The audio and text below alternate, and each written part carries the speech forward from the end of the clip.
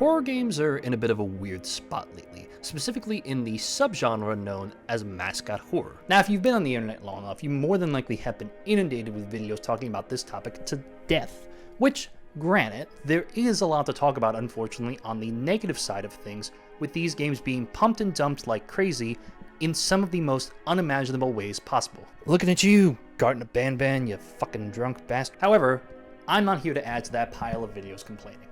Oh no. That's what my friend Marek is for. No, I'm here today to talk about why I think this is a glorious new renaissance in this space that has me titillating with excitement, if I'm being honest. Today, I want to tell you why I think Mascot Horror, despite all the grievances many, and I mean many, have with it, may finally be starting to feel way more fresh than ever before.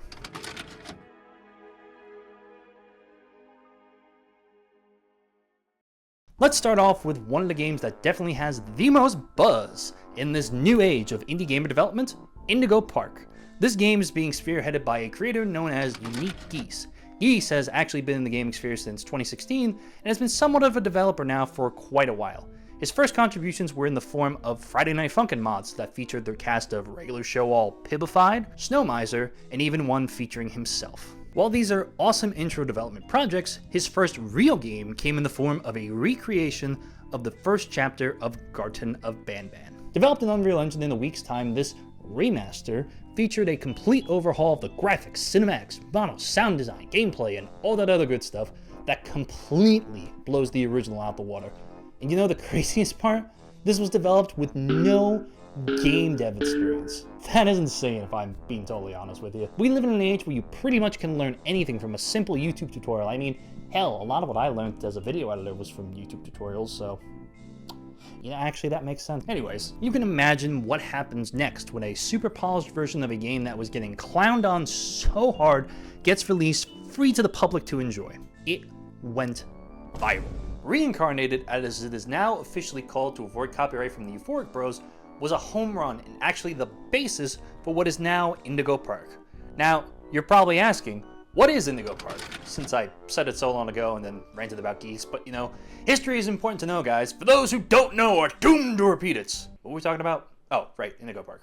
The game is a mascot horror where you explore around an abandoned amusement park with an AI guide named Rambly, an adorable raccoon with a little red neck scarf. You explore, looking to uncover the mysteries that live within the crumbled walls of a once lively attraction, while avoiding what lurks in the shadows that caused it to shut down all those many years ago. While the plot sounds familiar like so many of these other games in the genre, it's the voice acting, the gorgeous 2D animation that blends into 3D environments, and incredibly stunning models that create such a lively and dynamic presence for the player to get lost in.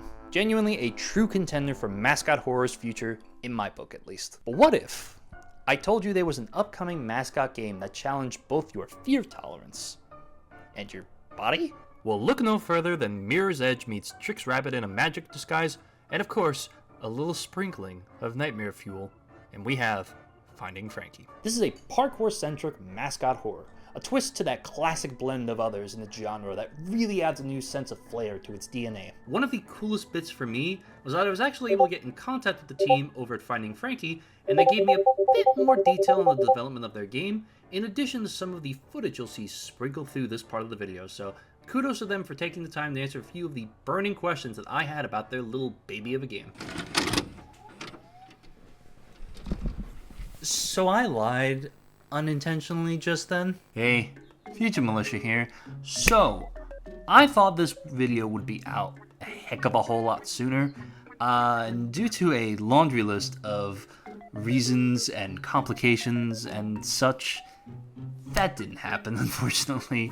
But honestly, it was a blessing in disguise, because on March 15th, 2024, the dev team released their newest trailer for this game, and let's just say there is way more to show off about this game, and much more, I want to say, than I originally had scripted. So I'll be back in a little bit to kind of elaborate more, but here are my base thoughts based on the OG trailers I had seen at the time. The main inspiration for the concept of this game came from three specific spots: Mirror's Edge, Fall Guys, and real-life trampoline parks. So my initial joke is now at least 1/3 funny. Originally, the whole parkour concept wasn't a part of the intended gameplay loop. However, When adding the trampolines featured in the trailer, the team fell in love with the idea of jumping around and avoiding enemies in such a manner that it is now a prominent feature and main selling point to help it distinguish itself from other mascot-based titles. Utilizing the Unreal Engine 5, the team are actually taking a different approach to Indigo Park, as Finding Frankie will actually be an open and shut game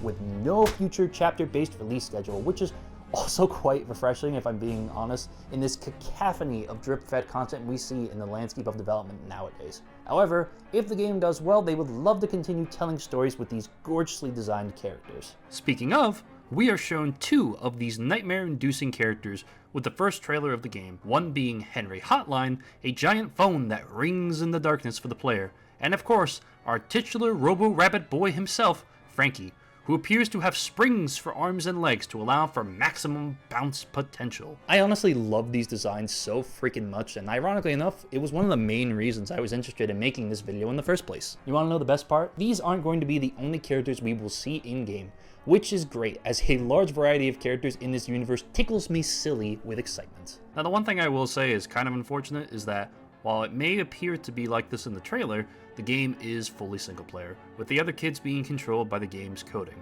However, if the game does perform strongly, there are rumblings that there may be a multiplayer functionality added. No guarantees, of course. The best part, Frankie knows magic tricks. Yes, I actually asked this, not a joke. I want to know this since his whole shtick is, you know, magic.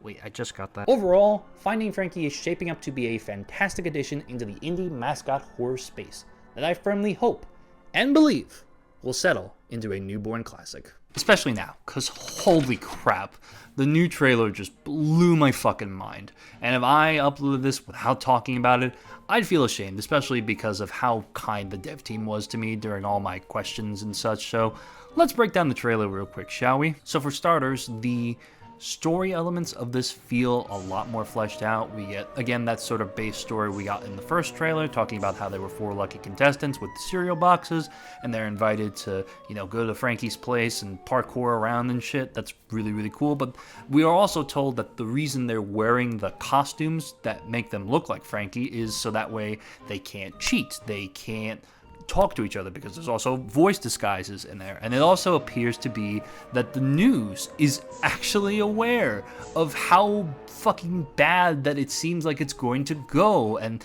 how there are 3 dead kids just fucking in the parkour palace, which, by the way, the game just decided to say, oh, you wanted this game to be scary, and they just cranked that shit past 11. This game looks absolutely terrifying. Like, at first, it was like, oh, this is gonna be scary, it'll be fun. No, this game looks fucking terrifying with all the blood and the chase scenes and all of the, oh my god. Honestly, seeing Frankie's design just further enhanced in these elements is really, really cool. Especially the giant Frankie that spits a fucking arm at you, which I assume is probably one of the contestants who was eaten by Frankie, because we do also see that in the trailer as well, which is amazing, and I love that. The environments of the game also look incredible. Like, we've got the main lobby area, we've got the little snack area, we've got all the different parkour courses that we're going to be able to play through, which, again, I didn't realize there were going to be multiple parkour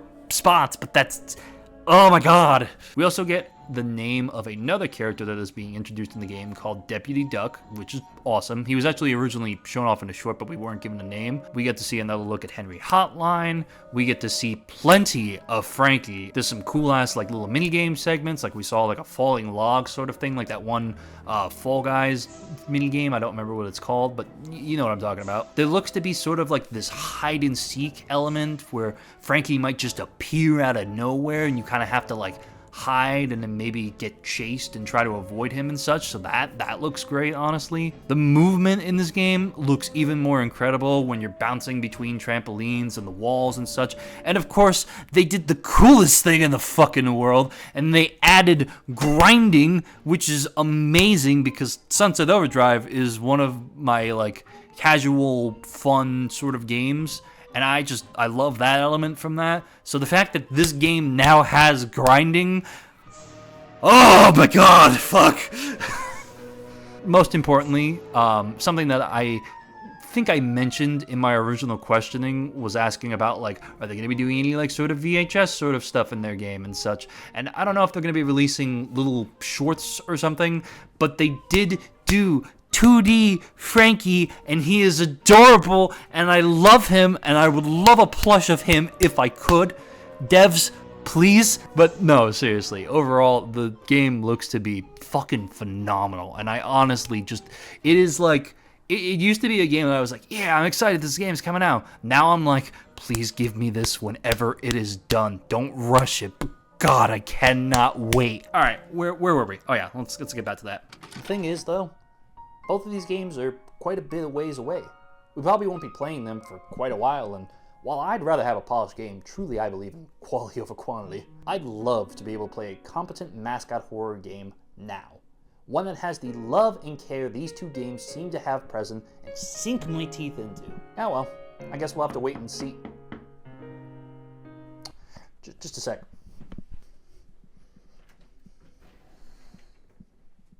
Hello? Anybody there?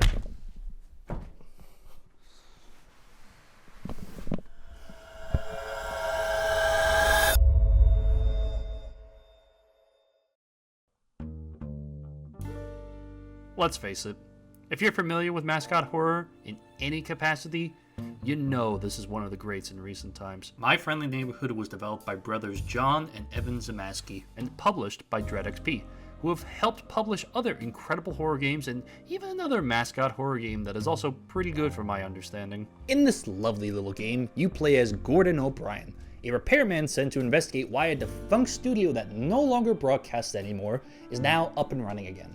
Unfortunately, though, those once lovable non-alive puppets featured on the children's show are now walking, talking, and hunting within the studio. You can attempt to avoid these little stuffed freaks, or you can murder the absolute shit out of them with your vast arsenal of deadly weaponry.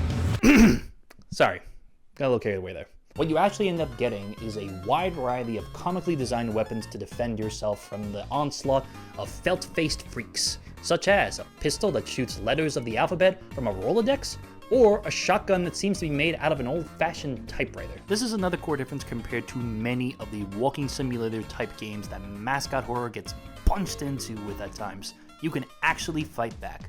I love it, to be honest. Welcome to our we continue.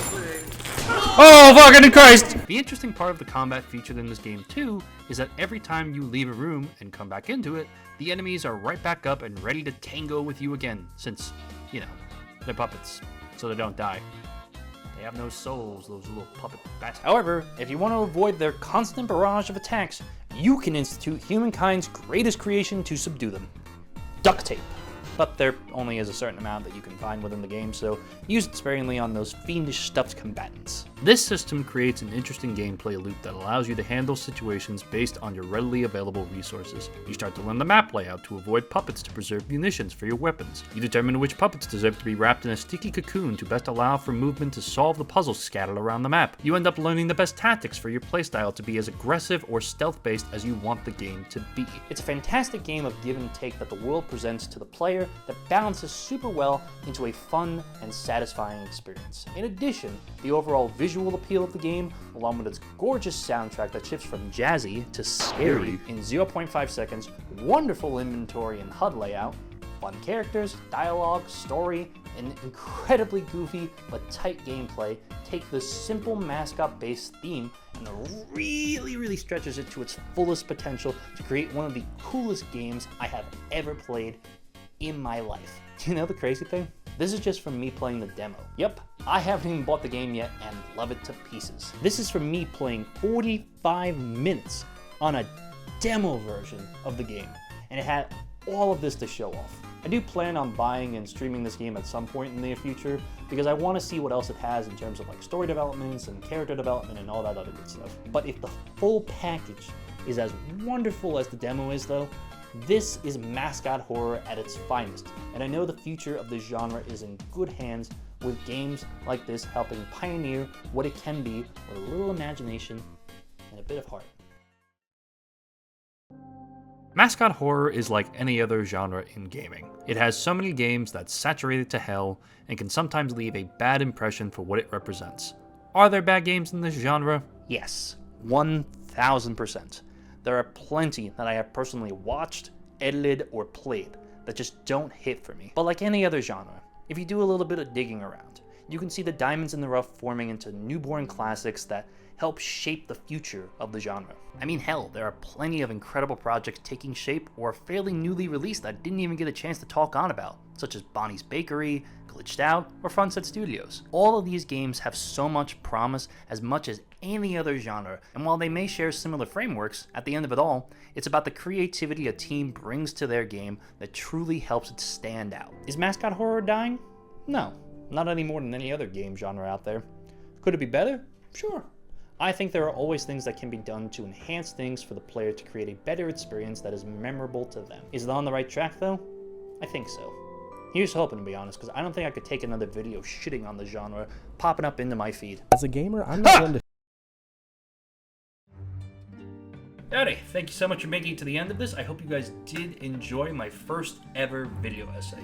This was a massive undertaking for me, and I'm super happy it turned out the way that it did. I want to give a huge shout out to all of my friends who gave me a lot of constructive feedback to help this video get even better than where it was when I first started. To Rax and Kadzia, who designed some great art for this video, to the team over at Finding Frankie for answering all of my dumb questions about their amazing game, and of course to all of you guys who have been super patient while this video got delayed to oblivion because of, moving and work and all that other jazz. The companion video that my friend Rek is producing will be out sometime in the future, and I'll be posting that in a community tab and also somewhere on the screen here on the little end card. So be sure to check that out when it comes out. And yeah, that's about it. Thank you guys again for watching. Make sure to subscribe to see the other stuff we are doing and future video essays, which will hopefully have a much faster production timeline. See y'all later. Bye-bye!